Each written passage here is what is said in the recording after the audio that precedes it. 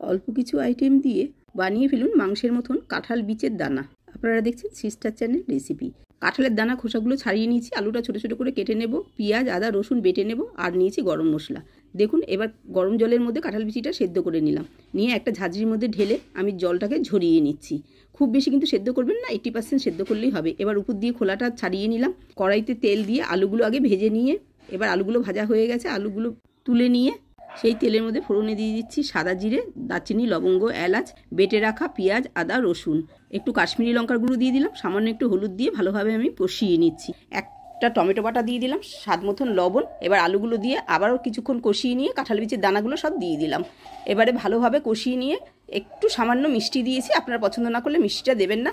কষিয়ে নিয়েই এবারে জল দিয়ে দিলাম, ঢাকা দিয়ে 2 মিনিট ফুটতে দেবো। এবারে আমি দেখছি কাঁঠাল বীজের দানাগুলো সব একদম দেখুন কি সুন্দর সেদ্ধ হয়ে গেছে। উপর দিকে ধনেপাতা ছড়িয়ে দিয়ে গরম গরম ভাত রুটি যেটার সঙ্গে খুশি খান।